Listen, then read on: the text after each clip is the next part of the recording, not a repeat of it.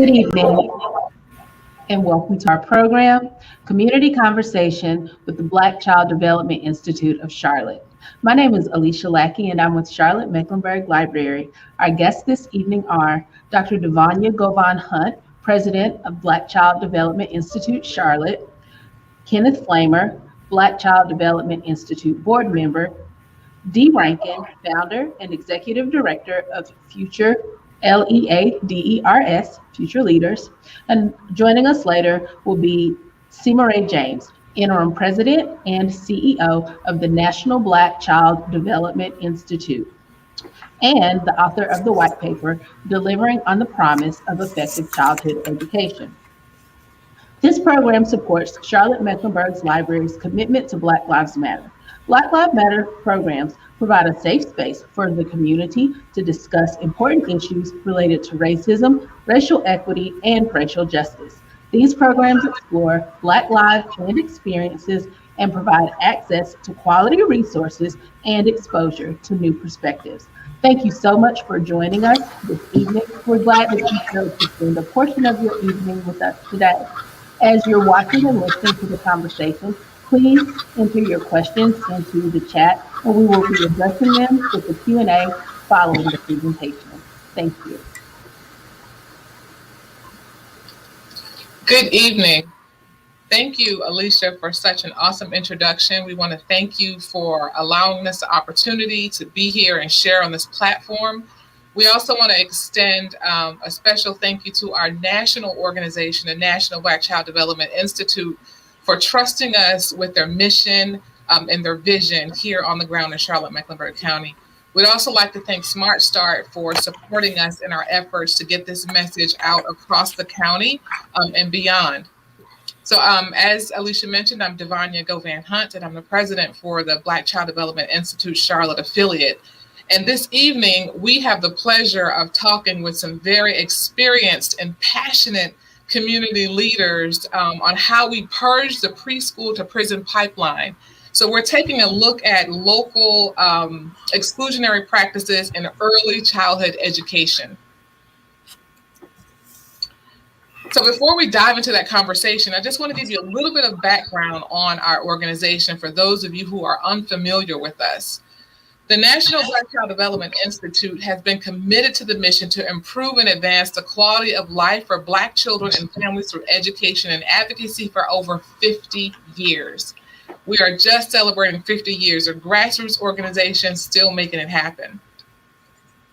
Charlotte affiliate is one of 24 affiliates across the country, where we have the privilege of operating in 5 different buckets of community work identified by our national office. The first is family engagement, where our national office actually participates in the Family Empowerment Program, where we exercise a curriculum that's culturally relevant, is trauma-informed, evidence-based, developmentally appropriate, and action-oriented, and developed and designed with parents in mind. The other is literacy. Here in Charlotte, we also, with the help of our national organization, exercise the Read to Achieve program, Read to Succeed program, which focuses on literacy and language development with the use of culturally relevant and rich material, reading material for our children. So we're always in the community distributing books and working with families on how to actually use those books to develop rich linguistic skills for our children. The other is early childhood education, where we actually have conversations around the TEACH program that our national office participates in. The other is policy and advocacy, and that's why we're here today. We're here to talk about some policy issues that surround this very topic that actually is a breeding ground, some would say, for this problem to exist in our county and across the country. And then we also have a health and wellness program. It's called Good for Me, and you can always check out the national website or the Charlotte affiliate's website to learn more about it. So one of my colleagues here with me today, our board member, Ken Flamer, who you're going to hear from in just a second, reminds us of this quote by James Baldwin. Not everything that is faced can be changed, but nothing can be changed until it is faced. And this is very important to remember as we dive into this very sensitive topic. This topic that we're about to have a conversation about is one that folks don't even realize exists and is happening in Mecklenburg County and across the state of North Carolina, across our country. And so he's going to share some very important statistics with you that's going to kind of level set us for this conversation tonight. Thank you, Ken. All right, thank you. Good evening again. And Dr. Hunt, thank you for your rich framework of who we are, meaning the chapter, the affiliate here in Charlotte, and what we stand for. You're going to hear a lot of rich conversation. That was one of the words that Dr. Hunt used, rich. And the context will be rich. You will see some numbers that'll be startling, and they should be. But most importantly, we want to make sure that the messaging, the information, the data that you receive it into your spirit, and it helps to push you to help us to do what this organization of 50 years has done magnificently for 50 years, and that is to be the vanguard of advocacy for children and family. So it's a pleasure. I have had the pleasure of working with Dr. Hunt, meaning with her in the streets, so to speak, boots on the ground, and also joined with her as a board member, and it's been a true privilege. I'm so grateful. I also want to give a special thank you again to Alicia Lackey with Charlotte Mecklenburg Library System for the time this evening. Thank you for that. And then also to remind you, before I go into the numbers, you're going to hear rich context from several people within the hour. And we're honored to have them. And we're also, as Dr. Hunt said, to have the interim president of the national organization, Marie James, with us is an honor as well. So to get us grounded, numbers, as they say, they don't lie. They always tell the story. And if you look at this first slide, look what it's telling you, that children of color at the preschool age alone, they're almost 4 times likely to go through a suspension than a child who is not Black or brown. And really let that resonate. So almost 4 times it's going to happen.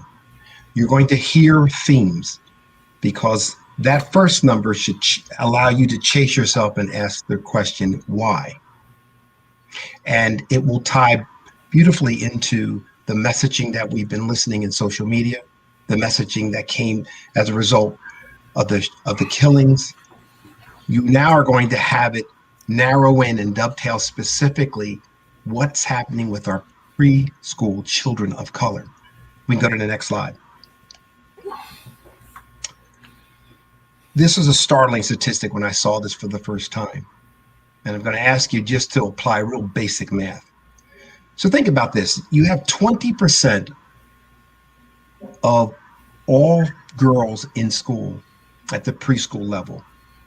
20% of them are children of color. But how can it be that 20% would represent 54% of the suspensions? Just really sit down and resonate on that one. There are only 20% of the total population of females in preschool, but how do they make up more than half of the suspension rate? Again, something to think about. We can go to the next slide. Black children alone represent 19%. Right? So that's the composite of Black boys and Black girls. That's 19% across the board in preschool. But yet, again, almost half of the suspensions in the school system. It begs a lot of thinking. You ask yourself, why are we disproportionately represented in disciplinary matters here? But more importantly, it begs the question, what's really going on behind these numbers? Because these are numbers, but what's the true story? And you're going to start to hear from the panel things like the following. How about a stigma? What about trauma? What about devastation? What about disenfranchisement? We will show you tonight that the disproportionate numbers, it's a system to it. It's a theme to it. It's structural. It's systemic. And what you're going to hear we're doing in Charlotte footprint, which is why we're on this evening, is we are crusading. We're trying to fix it. We're trying to stop it. We recognize that you hear too often the case that these things are happening for children who are older or young men and women coming out of high school. But we want to shift this and have you to understand that, no, this is happening at birth. This is happening upon the first entry into the preschool segment of school. We go to the next slide. Before we go to this, I wanted to share one more thing with you before we pass it along. There's a goal here. Dr. Hunt beautifully framed for us what the work that we're doing in this affiliate. We're proud to be a member of this affiliate. But the work that's going to be required so we can begin to dismantle this, it's going to be transformation. It's going to be reforming. It's going to be creating new architecture, meaning for training, leadership development of teachers, bringing awareness to teachers, to parents, and to owners of school programs and childcare programs. There's an awful lot of work to do. And in the end, we're going to ask you to join us because, again, we are so fortunate to have an affiliate here in Charlotte, and we need your help to work with us. Thank you. Awesome. Thank you, Ken, for sharing that information. I think we're going to shift the conversation now to a real discussion, right? We have Dee Rankin here with us, who brings valuable insight and has a very keen perspective around policy and then the work that he's doing out in the community. And we have Mr. Lorenzo Steele, who also has a very unique perspective on this particular topic. So we're going to dive into some questions that come from the audience and that has come in through the pre-registration process. And the first question I'm going to throw out there, and this is for all of you to answer, for you, Lorenzo, for Ken, for Dee. What do we think about this? What is happening? When we're having a conversation or mentioning that preschool children are being suspended or expelled from programs, from early childhood programs, what's happening here? Mr. Rankin, you want to take a stab at that first? Sure. Thank you for the opportunity. I definitely appreciate being a part of the conversation, a much needed conversation. There is obviously a need for this particular, to address this particular situation because here in Charlotte Mecklenburg schools, there was a policy change back in 2017.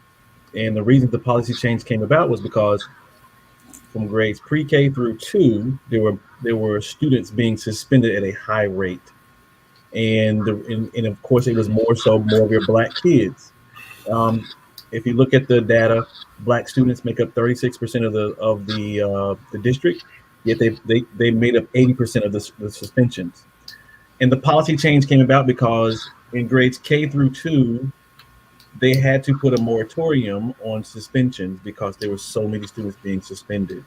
So what they did was they made a policy change that now any suspension, anyone in pre-K or K through 2, it has to be reviewed, and it also has to be looked at by the superintendent's office just to cut back on. And the reason behind it, it was come out that was probably lack of professional development, lack of cultural competency. All these things played a part in dealing with our kids at such a young age. So there was definitely a need there because there wouldn't have been a policy change if it wasn't. Absolutely. Thank you. We absolutely know that policy has a lot to do, is a big part of this conversation. Mr. Steele, would you want to add anything? Yes, thank you for allowing me this platform. I'm honored to be here. My background, former correction officer, and also was a vendor in New York City working in the public school systems, working with pre-K to 5th grade students. And yes, everything you just said is correct. dealing with the suspensions. Now, what must be, let's say, critically analyzed is what happens if that child is suspended, in school suspension, out of school suspension. In school suspension, if it's 3 or 4 days, what is actually happening outside of that classroom, inside that suspension center? And from personal experience, many of those suspension rooms, ISS rooms, have teachers that just don't even want to be there. That's how I actually got into the public school system, because I worked closely with those students in those rooms, and I started to see that the more that they was out of the classroom, it definitely affected their behavior, which led to more suspensions down the line, which eventually could lead to, just breaking a child's spirit, not even want to be in the school, because you have, like you said, a system that's actually trying to force them out of the school, because they don't know what to do with the actual student, his behavior, and definitely the academics, that he's falling further and further behind. Wow, that's powerful. When we start talking about systems and how we achieve systems change, and how does a system contribute to young children being pushed out of learning spaces? Mm-hmm. How does a system contribute to children being pushed out of learning spaces? Well, when you say pushed out, they actually pushed out because, working in these Title I schools for over 15 years, a lot of those students didn't even make it to high school. Many of them dropped out. Now you have to ask yourself, what did they drop out to do? Drop out, those will be your criminals that we have to deal with later on, which comes into another system, which is the prison industrial complex, which depends heavily on these young children that are constantly being suspended, the low literacy rates and the behavior. A lot of people don't even realize that the 3rd and 4th grade reading scores determine in many prison systems how many prison beds they would need in the future. So when these children are taking these state exams, that 3rd and 4th grade reading, those state tests are very crucial when you're dealing with law enforcement, because those numbers, they know that especially in Title I schools, low performing communities, that many of those schools have sometimes 15 to 20 children in one class, one teacher, no teacher aide. And sometimes you have 3 or 4 kids that already been left back several times. So now you have a classroom that's out of control, which later on adds to disturbances, bad behavior, more suspensions, and eventually forcing those kids out of the school system, funneling them right through the prison industrial complex, which is a business, a for-profit agency. So these prisons depend heavily on children that are, let's say, your low performers. Mm-hmm. Wow. Oh my goodness. Such powerful statements. Mr. Flamer, I saw that you came off mute. Do you want to contribute to that?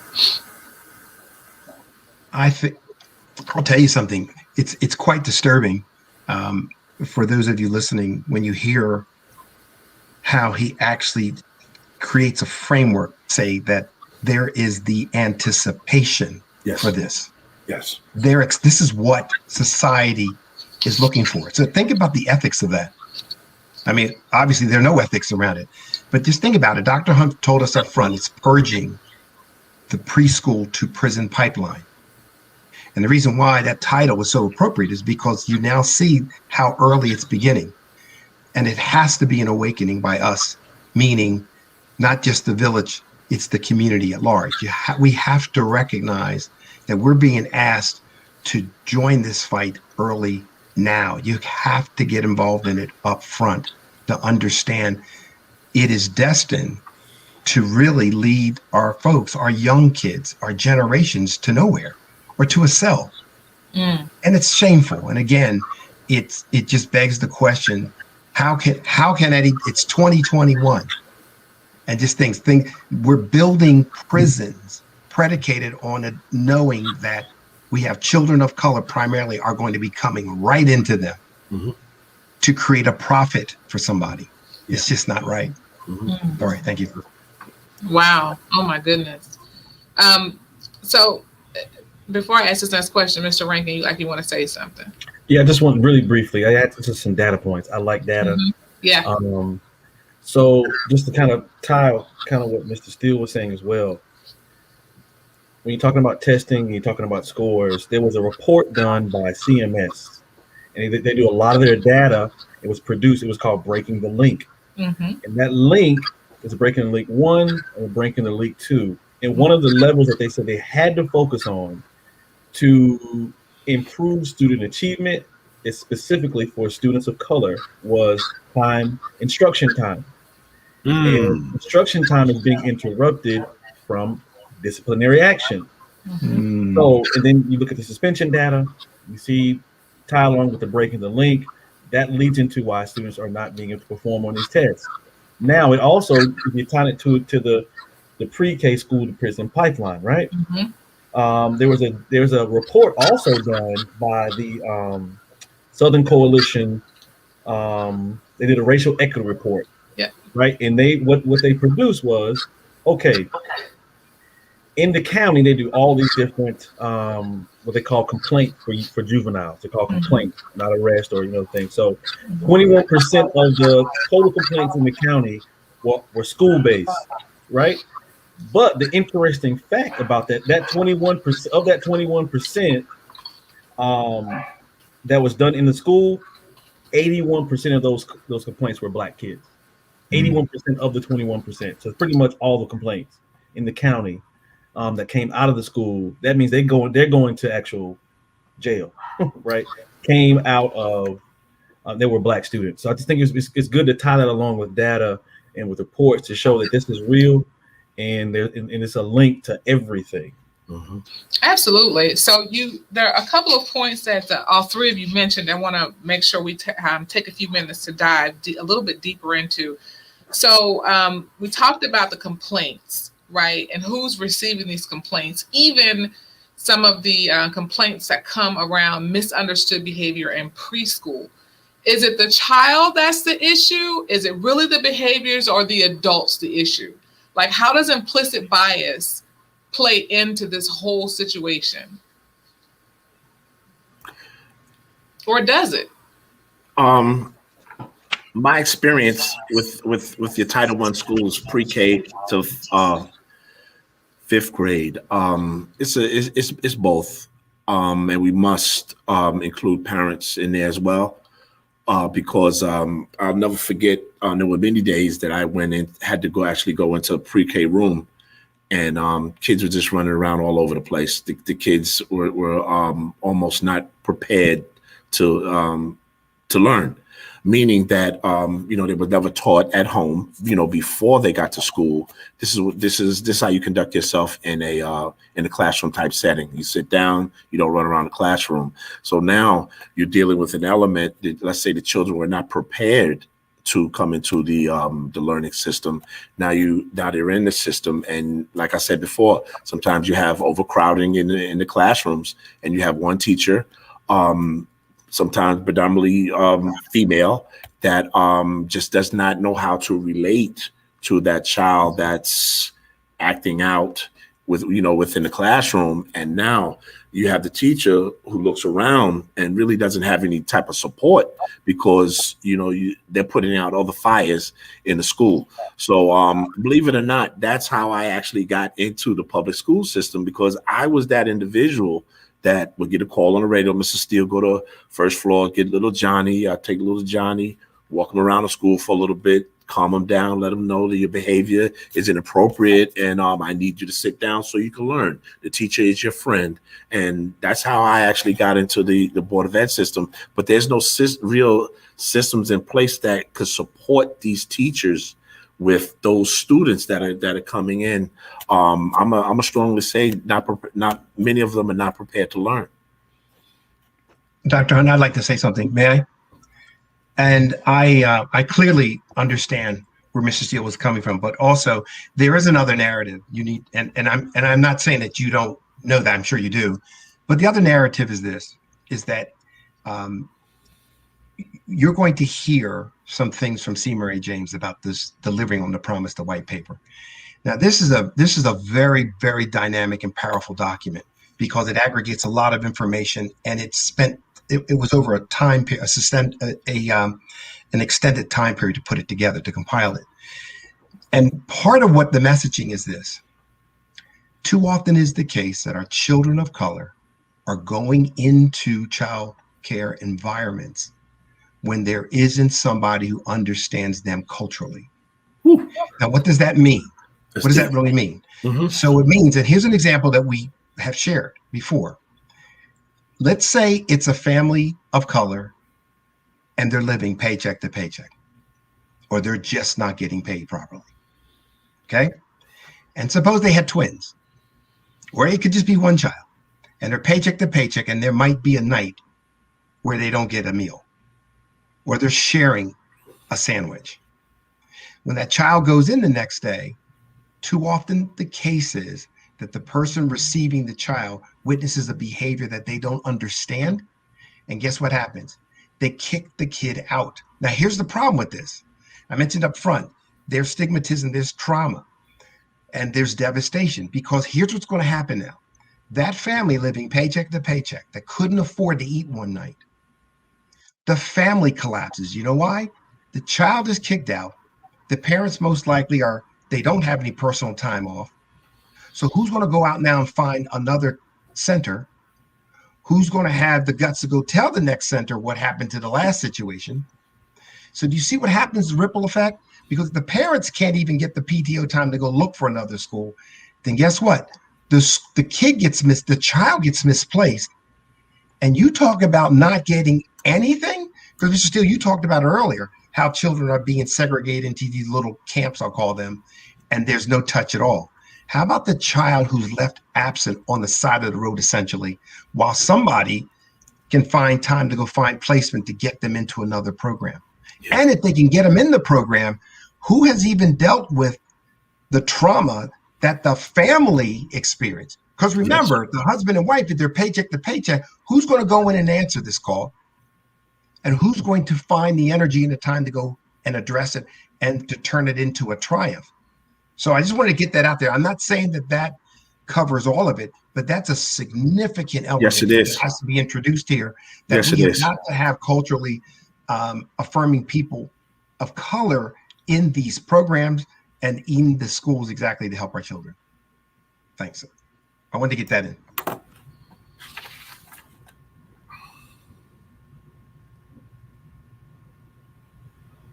I didn't mean a curtain call, though. Thank you. That's how powerful it was. We had to let it settle in. We've been doing this Zoom thing for over a year, and sometimes still forget to unmute ourselves, right? So thank you for that perspective. That was powerful. Mr. Rankin, you like you were about to say something. Yes, I was. I just wanted to also, when you asked about implicit bias, I think it's obvious that implicit bias plays a part. And I think we have to, if you fail to mention that or admit that each of us have our own biases that we all deal with every day. But I think the difference comes into where lack of cultural competency. And regardless, I think Mr. Flamer brought up the fact that, hey, there's some, students who may have socioeconomic, culturally differences, but the gaps exist in across the board, whether you're in low, high, mid socioeconomic status between Black and white students, right? So there's the lack of cultural competency in professional development is the issue.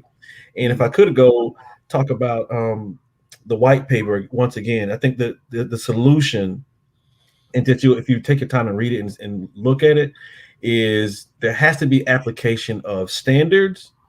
And along with those standards, they have to be applied across the board.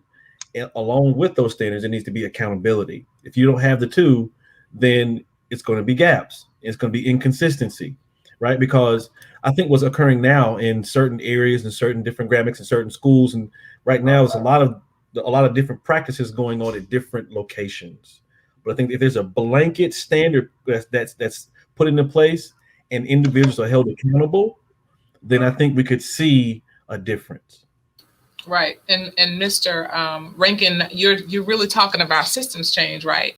When we start talking about sharing power, inviting folks to the table with expertise, and with our children's best interest in mind to help develop some of these policies to really add some contribution to the conversation on how we deal with these things in blanket systems across, so that it doesn't look different from point A to point B, and everybody's getting the same type of professional development, right? We're talking about systems change right here.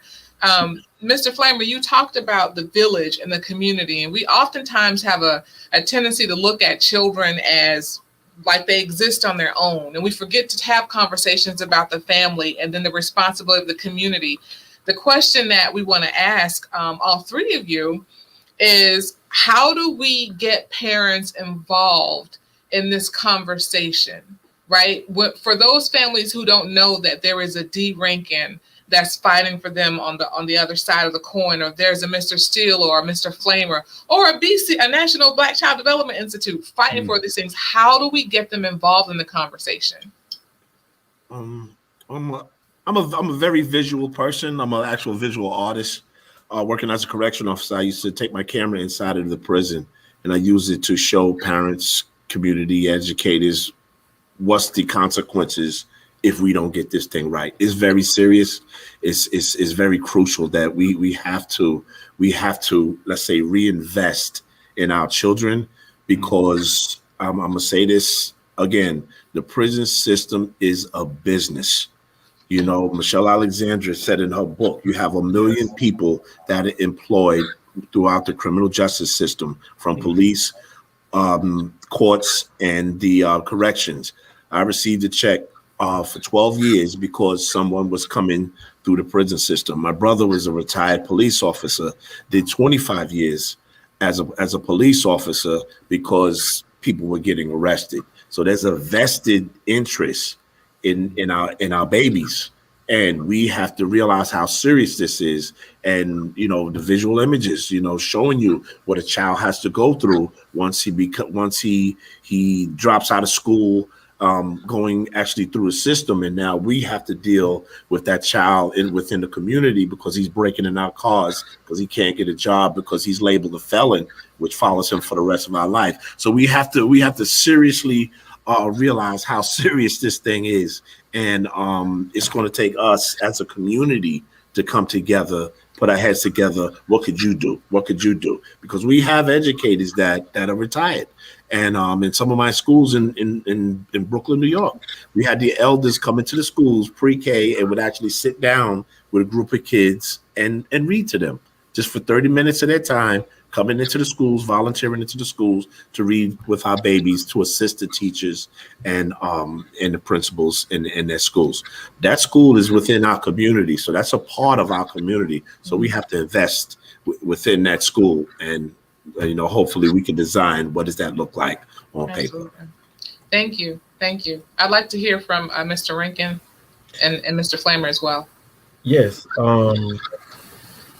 I think there are a couple ways we can help get parents involved. One, first, we have to be able to, as a system, as a community, create an environment that's welcoming to parents, to where they feel they're engaged, they feel their input is needed and wanted, but at the same time, figure out ways to get parents involved to where they would want to be there, right, or be involved somehow, because parent engagement is important.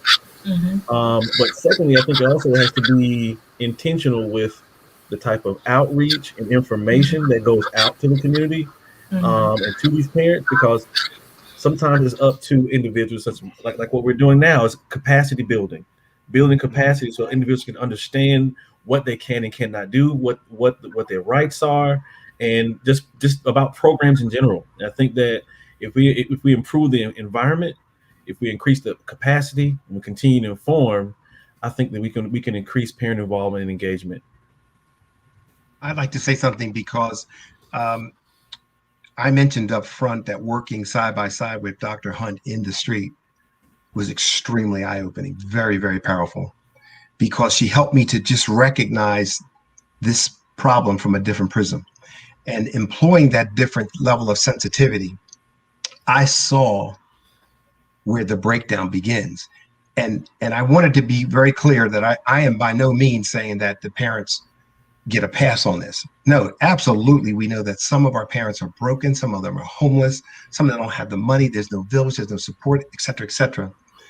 But we have got to find a way of grabbing them and helping them to understand that the crisis that's going on right now is an existential crisis, because too many of us, myself included, we thought that this existed at the older grade levels. When you look at this is happening, remember, this is preschool we're talking about. Babies. Yeah, and here's the saddest thing that Dr. Hunt pointed out to me. If you Dr. Hunt showed us a video, and I would just even ask you to consider looking at this, folks. I don't mean now, please stay with us, but it's in Orlando, Florida. There's a police officer who comes to a preschool, an early child program, and he is arresting a 6-year-old girl, black girl. Now, here's this thing that's just so gut-wrenching. She is begging him to please don't arrest me. Don't put handcuffs on me. And this is so tragic, because here's what you see. It's so amplified. You see the teacher not even able to establish eye contact with this little girl.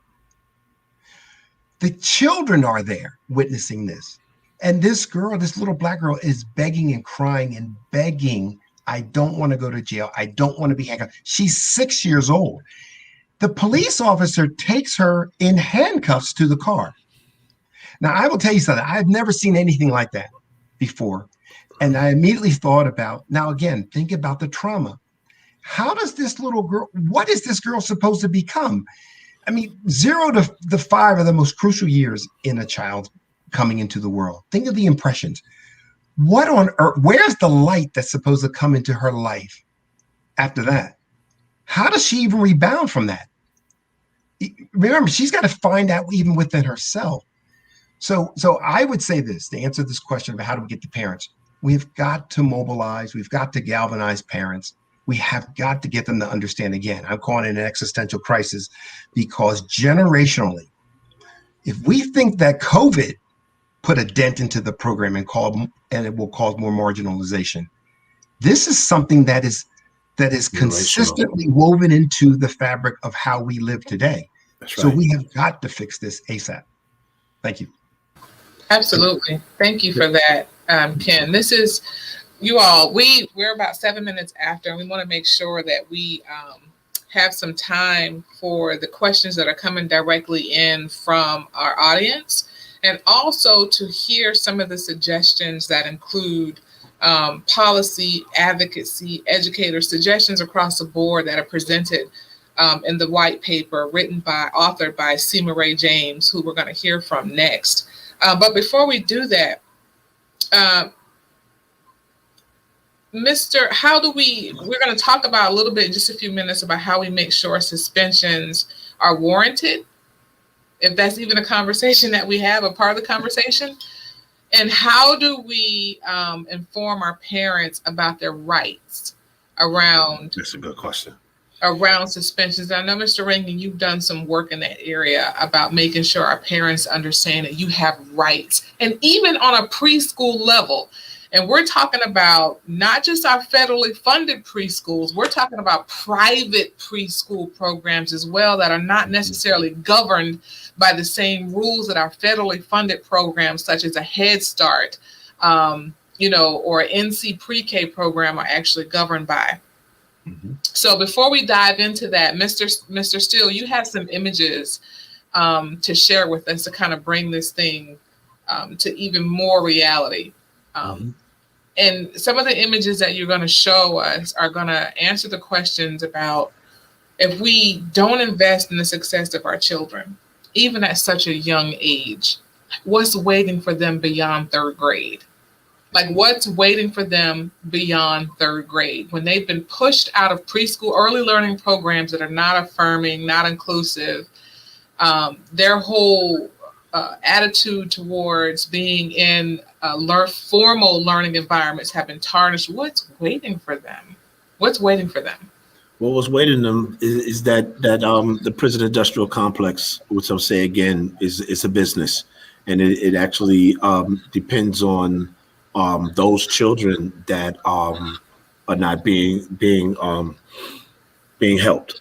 And my mission. I've actually served 12 years as a correction officer, and I've also been to the Elmina slave dungeons in Africa. So I saw both institutions up close. And even I'm a very visual person. You can look at the images on the table. You have the slave shackles, and you have the regular shackles, which are the handcuffs. So there's similarities within slavery and incarceration, and we even go further back into slavery, looking into there was a time where we weren't even not allowed to read. So I'm gonna talk to the parents. We have to do everything in our power to sometimes sit down with our children for just 30 minutes, just to have them read anything, find out their interests, and have them read, because we can give you the statistics all day, but we have to do everything in our power to stop that next generation from going through the prison industrial complex. Mm-hmm. So do you see a parallelism based on your experiences in the way that our children, our young people are handled in the prison system? And into the slave trade. Like, we didn't take a deep dive into the root cause of all of this, because we know that suspensions are just a symptom, especially preschool suspensions, just a symptom of a larger issue that we're dealing with. But do you see some parallelism there?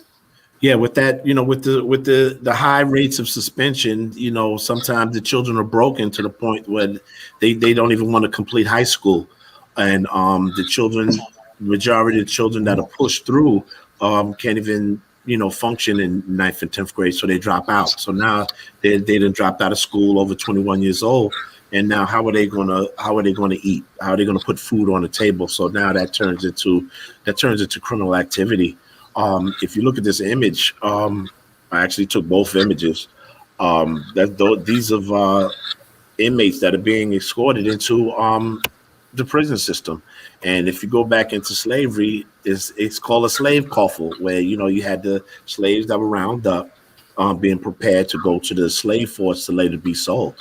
Like I said before, this prison thing is a business, and we can have a major effect on it if we put our heads together and come up with some solutions to make this thing change, because the system is not going to change it, because they're actually dependent on us not to do anything so they can keep getting another generation to come through that system.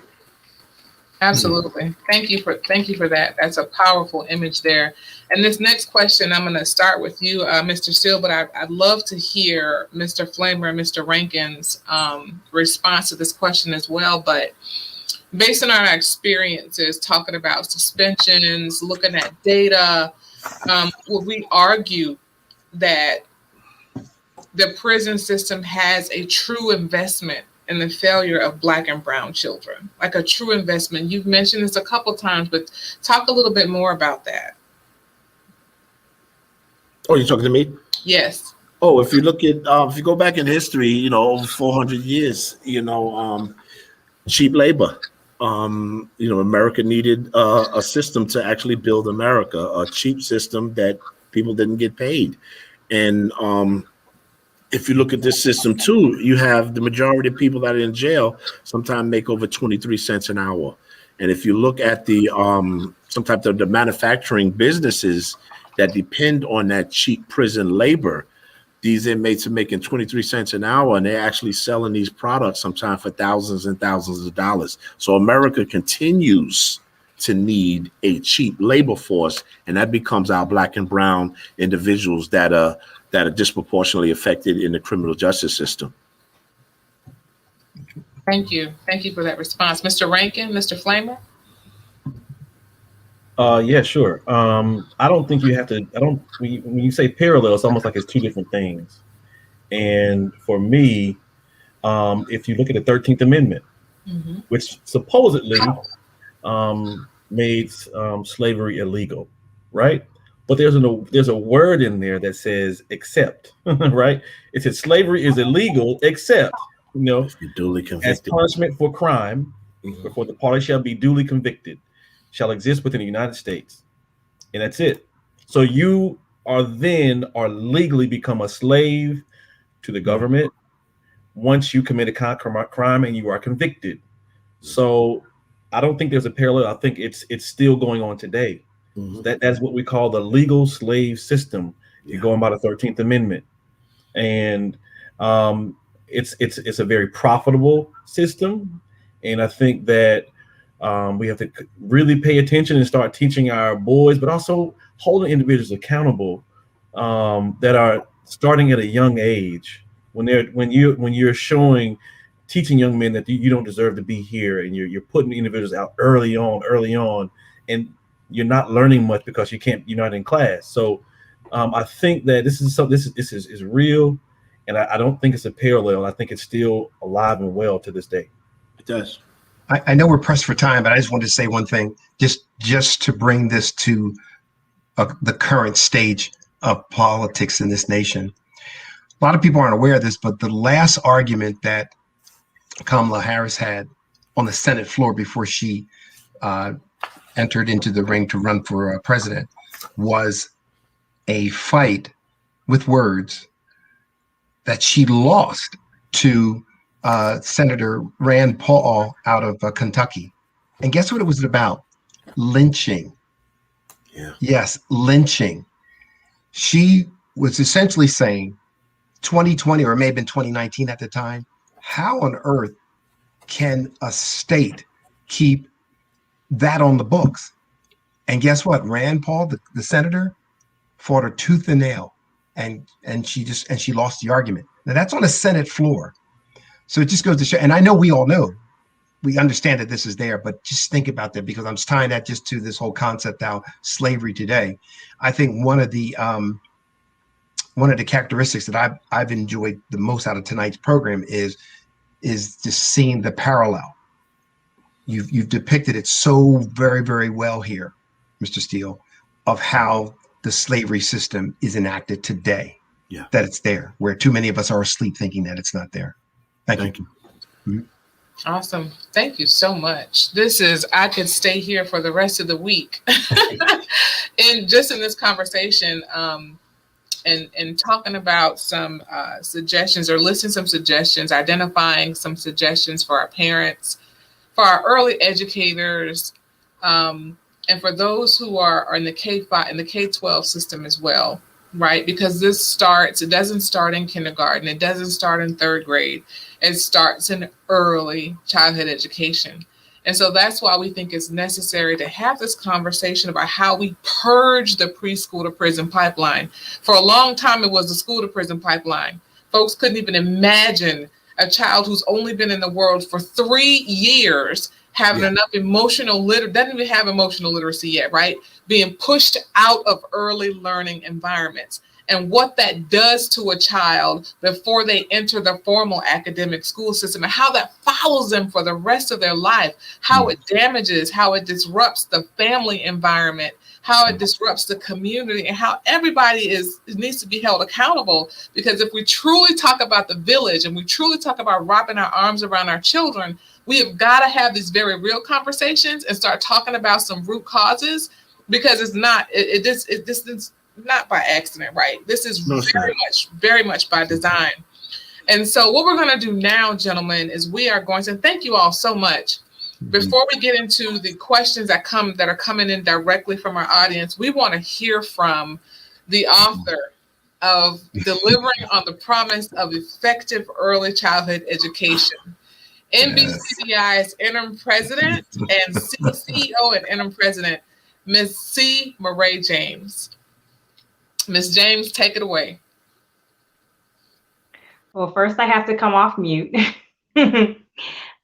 So thank you so much. This has been such a rich discussion. I'm going to dive right in, because I want us to get into the Q&A and make sure we're responding to the wonderful questions I'm seeing come into the chat. I wanted to start by addressing something that I think sometimes, especially in this political climate that we have in the country, sometimes we see things as black and white. It's either this or that. So either there's implicit bias that drives suspensions and expulsions, and children of color, especially Black children, are being suspended for the same things that other children are doing, or it's children's behavior driving it. And we got to do one or the other. We got to focus on one or the other. And that's just not true. We are all a set of shades of gray. We're all people where multiple realities exist. There are millions of children in the country. And so there absolutely are ways that we need to address implicit bias. There are ways that we need to address racial bias, ways that if you are simply living and breathing, there are things that you learn about groups of people that seep into your subconscious, and you see those people in a little bit different light unless you're very reflective about the ways that stereotypes play into our minds. And so those things are true. But it is also true that there are young children, preschoolers, who are presenting behaviors that are so disturbing that they need to be separated out of the classroom. Well, guess what? We can support those children instead of putting them out. And I think we want to make sure that people understand we are advocating to end suspensions and expulsions. We're not advocating to not support children and not support educators when children really need therapeutic spaces and supports. What does it mean for us to say, well, you know what, that 3-year-old, that 4-year-old who's behaving in a way that really means that they need to be separated for some time in order to receive supports, what does it mean for us to put that child out and put that family out and not provide any support? And that is what we mean when we say delivering on the promise. What is it that we expect children to deliver to us, 3 and 4-year-olds to deliver to us, versus what is on the onus to us to deliver to our young children? And if it hasn't sunk in for you, think about this. I want us to think about the 10 worst things that we've done in our lives. Top 10 worst things. Most of us can't get to 3 without being like, I don't want to keep thinking, right? We don't want to think about those things. And so if you think about a 3-year-old getting the message that they've done something that's so bad that they don't need to be around learning anymore, that the place where they go to learn, the place where they go to socialize, the place where they go to grow in ways that are amazing and meaningful every day, they can't be there anymore because they've done something. This is what we're telling our children when we all know that we are where we are because we've been given second chances. And so what I want folks to take away is when we talk about delivering on the promise, it's as simple as this. We want to teach instead of punishing. That what does it mean? So when there was a question earlier on whether or not suspensions are warranted, the answer is no. If a child is under 8, we haven't taught them anything. We certainly have punished them by putting them out, but they have not learned cognitively, sitting at home, sitting at grandma's because, the mom and dad still need to go to work. And so someone needs to be there. Sitting at home, sitting with grandma, not being in the learning environment does not teach them, does not correct behavior, does not show them, because at that age, children need interaction and engagement to learn something new, to cope in different ways, to learn different skills. They need to see how the child next to them responds. And so we have to be very cognizant of that we are not teaching, we are not changing behavior, we are not helping by putting children out. And then on top of that, we're then labeling children, many times children of color, when they are presenting the same behaviors because of implicit bias and because we don't have systems in place to address implicit bias, because we are so uncomfortable talking about truth and race in this country. We don't have systems in place to address implicit bias, that many times it's not behavior. Many times it is implicit bias. When you talk to mental health specialists who are working with young children, they're saying 9 times out of 10, it's actually not the young child.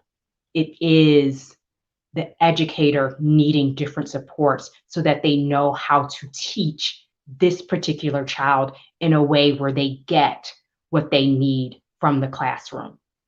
And so to that point about supporting educators, we want to be very clear. This is not about let's shine a light on educators and talk about what they're doing wrong. No, let's shine a light on systems that are not supporting educators in a way that ensure that they can bring what every child needs. That's what we're talking about. We're talking about professional development. We're talking about educator supports.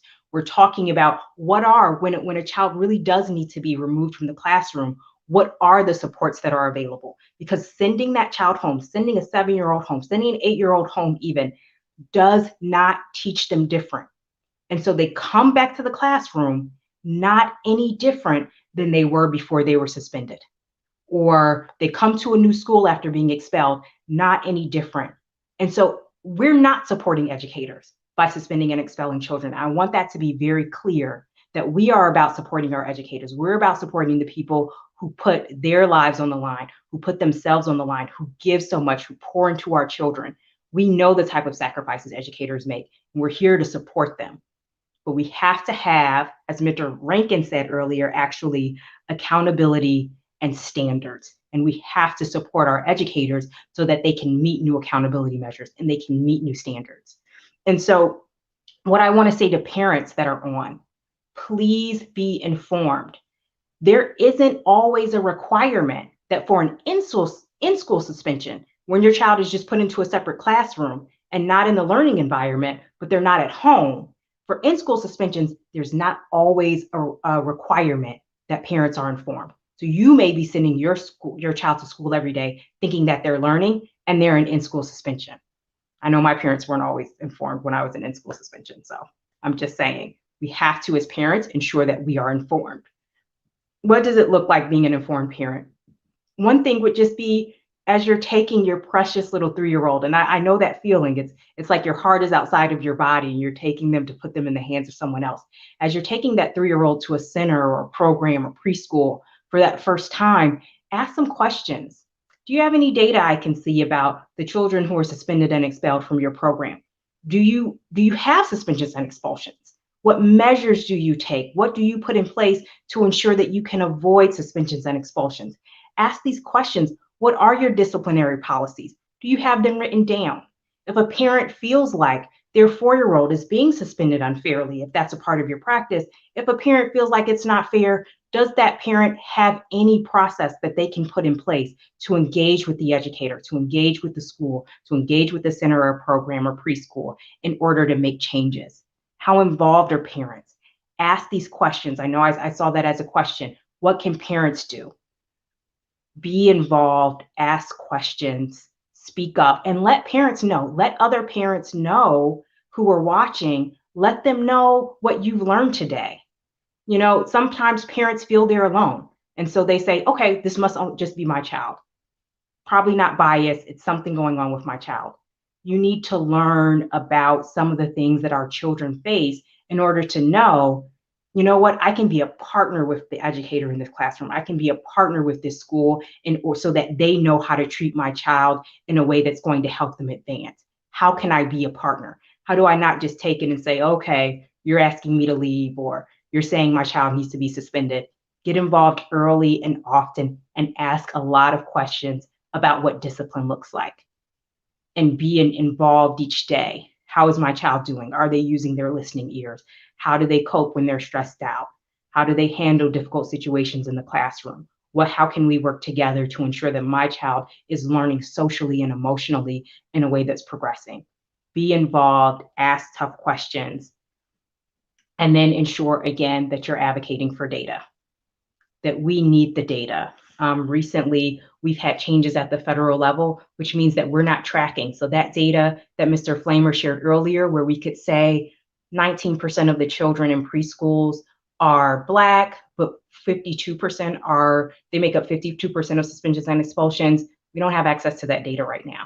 So we need to ensure that while we are losing those types of data points or have on the federal level, how do we ensure that we get them back at the federal level, but then how can we track them at the state level and at the county level? I love that Mecklenburg County has this data available, and that CMS has this data available, and that the advocates there and that our BCI Charlotte affiliate is able to share that data.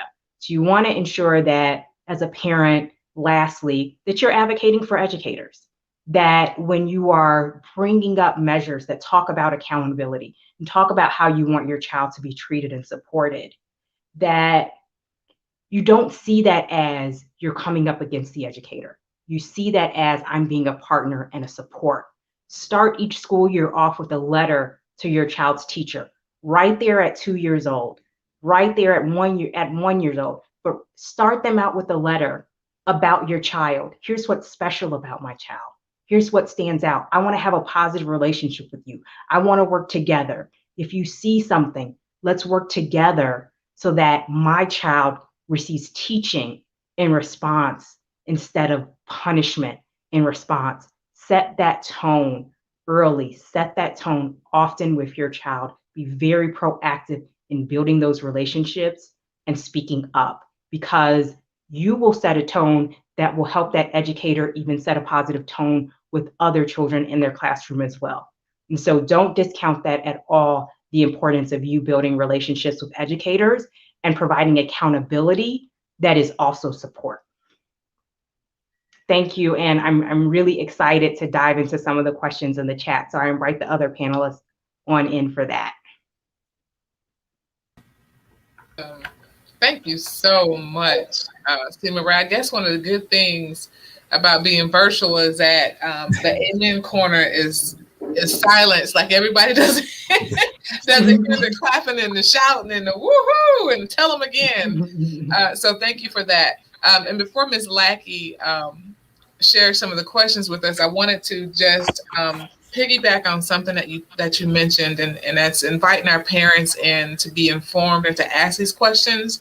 And we know that can be intimidating for some of our families, but what BCDI Charlotte, what NBCDI believes is that our parents, you, our families, are your children's first and most important teacher and lifelong advocate. And so you actually have everything that you need in order to help guide the trajectory of your child's education, in order to advocate for your child. So don't be intimidated, because you are the expert in your child.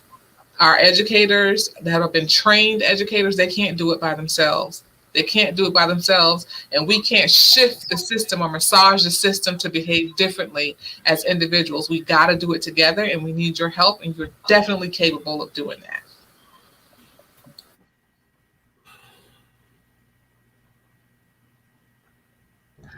All right, well, thank you all so much. This has been a powerful hour of sharing and learning. And, you know, I would be remiss if I did not share, in the spirit of full disclosure, that I was off camera in the Amen Corner. I was just shaking my head and virtually touching and agreeing, because I have a small child. He's not quite preschool age yet, but this is very valuable. And for someone like me who's a new parent, this is something that I didn't even know existed until Mr. Flamer reached out to me to share that this is a true phenomenon and a true crisis, to use his word. So thank you all so much for sharing. So I'm going to get into some of the questions from the chat. And the first question that I'm going to share comes from A. Hardy. And A. Hardy says, what are the best data sources to dig more into suspensions, expulsions, soft pushouts, etc.? Also, at what age does this data use start? 3, 4, or 5?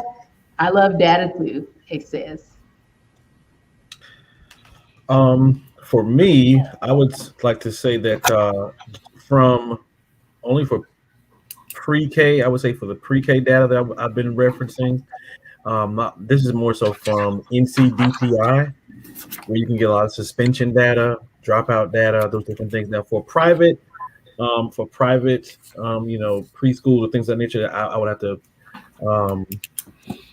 I'm not sure about those sources, but I know for if you want to get public data on government funded pre-K programs that are in schools, that's located on NCDPI, and there's a tab that says data and reports, and it gives you grades on the schools, and also gives you suspensions and dropout rates as well. And you can also look just nationally, data sets are available at the Office of Civil Rights. So if you go to U.S. Department of Education, and I think we are me and Mr. Rankin are talking about the same data sets, but he's right, this is for public school-based preschools. So you're not going to get the data on private, on privately owned child care centers that are not getting those public funds. And this is the type of data we want everyone advocating for, because everyone who serves our children should have some transparency about what their practices are related to discipline, and what their data looks like. And so it's something we absolutely should be advocating for all licensed centers, that if you are licensed to serve children, then you should be required to submit data about your discipline practices and other practices. How are you culturally relevant? How are you culturally responsive? So we certainly love those questions because we love the data, but we don't have the type of comprehensive data that we need on 3, 4, and 5-year-olds. Right. And let me just add that a part of the work that BCDI Charlotte is doing is actually working towards a part of this process while we're here in this space, aside from sharing the message, is to actually collect data for Mecklenburg County. So that's what we're doing. We realize that that information for our private preschool programs is not being collected, and they are not required to report that information. There are lots of our providers that are in star-rated licensed programs that want to be able to have this conversation and do something different, report their numbers so that they know how to ask for support for those children. They don't necessarily want to push children out of their programs, but they don't know what else to do. However, it's hard for us to advocate for those support systems if we don't have numbers and concrete data to show that this is happening and this is necessary and it's a need for these types of supports for our preschool providers. So hopefully, within the next, couple years or so, we'll be able to have some concrete numbers and a plan for mapping out how we support our providers in that space, in the private preschool space. Thank you. Thank you very much for that. And then the next question, I am going to Isan Purpose Hines. I hope that I'm pronouncing your name correctly. They say, how do you think the pandemic and virtual schooling over the past year will impact the pipeline? And someone alluded to this briefly as you were discussing earlier. So can you share maybe some more in-depth thoughts on how the pandemic and virtual school may affect this school to prison pipeline? I immediately think about, and I'll be very brief but I immediately think about all of the mental health supports that will be missing in the spaces when our children are 100% back to in-person learning. Preschool all the way up through grade 12, right? I think that our children are going to come back with stuff. And that's going to be misinterpreted, that's going to be misunderstood, and it's going to cause our educators to be frustrated and not know what to do themselves and push our kids out of the classroom. I'm afraid that the numbers are going to explode if we don't start putting some things in place now to make sure that our teachers are prepared, that our school buildings are prepared to bring our teachers back, and that they're prepared to receive our children back. And Devanya and I have talked about this before, just on a webinar a couple of weeks ago with a group of funders who wanted to learn about, what they need to have in mind related to the pandemic. And what we shared with them was, it's not just that children have been isolated and at home, because I think that's natural for us to think about. It's been virtual school. You haven't had the time with your friends. That social component of learning, that's a part of brain development, a core part of brain development, they're missing. The other part that we don't pay as much attention to is that children have been hungry. Mm-hmm. Children have been homeless. We need to think about what children have gone through because of the economic effects of the pandemic. Yep. Also, our children have lost loved ones at higher rates. And so we also need to think about that loss and that trauma as well. And so we've got to be very thoughtful, not just about social isolation, but also about the struggles that children and their families have been going through. Yeah. Alicia, you mind if I just say something really quickly towards that? Please do. Please. Say, on the report I referenced earlier was the Southern Coalition for Social Justice report, and it was based on data from 1920 when the pandemic hit. right? So in that report, it shows that even when the pandemic hit, Black kids made up 74% of the short-term suspensions. Mhm. Even during the pandemic, right? 74% of suspensions. So it's still even going into, we're still getting suspended at a higher rate. So imagine coming back into, what's going to be the difference. So I think it's going to be definitely be a negative impact. But we have to figure out, we have to put some accountability measures in place to make sure that we intentionally protect our kids. I'll tell you what, I agree with Dr. Hunt that I mean, I cringe at trying to think what's going to happen. I remember in the beginning of the pandemic, they were just talking alone just about the digital divide, just about children of color who just didn't even have the technology, or in their neighborhood, their communities would give it to them. And then they started to give them issue certain books, and then there weren't people in the household necessarily or in their communities to help to guide them. But I'll tell you, I just cringe at what the new numbers will look like. And when C. Marie just said, think about this, we have disproportionately been the highest number of the deaths too, because our families have been on the front line. And then when you factor out that they're not coming back in, then and the villages keep shrinking, then who's there to take care of them and to guide any of the learning or any of the stimulation that has to come their way? It's really tragic. I guess time will eventually tell. So in the essence of time, I'm going to go ahead and bring this conversation to a close, unless there is something that any of our panelists were just burning and wanting to say and didn't have an opportunity to share. If anybody has one last nugget or piece of information that you want to share with us to kind of bring it home and, hit the nail on the head, I'll give you that. I feel like this is an altar call. I feel like it's the benediction. Will there be one who will? Dr. Hunt, can I just say something very quickly? Yes, Ken. The public in Charlotte and around Charlotte, please understand the power that you have an affiliate here. There's an affiliate alive here, and you have Dr. Hunt, who's the head of the crusade. And guess what? You're talking about pouring life, guts, and blood into it. This is every day. Okay, so this is an organization. We need your help. Just contact us. We're at 416 McCullough Boulevard, the north side of Charlotte. The office is there. Come on in. Again, we're an affiliate. And C. Marie James, thank you again. This incredible work of the white paper is mind-blowing. Thank you. And I just want to, I'm sorry. I just want to add very quickly how much I appreciate the contribution of all of you. We can't do this work alone. None of us can. We are better and stronger together, and together we will. We have sent people to the moon. We've sent people to Mars to walk around. We have people that are, we've figured out how to, put impossible things that we thought were impossible impossible places. So if we want to make a change as a people, as a community, we can. And so I just thank you, Mr. Steele, for the work that you're doing. It's very powerful. I thank you, Mr. Rankin, for your crusade and for the work that you do and the insight that you bring around policy. C. Marie, thank you for leading NBCDI. We appreciate you.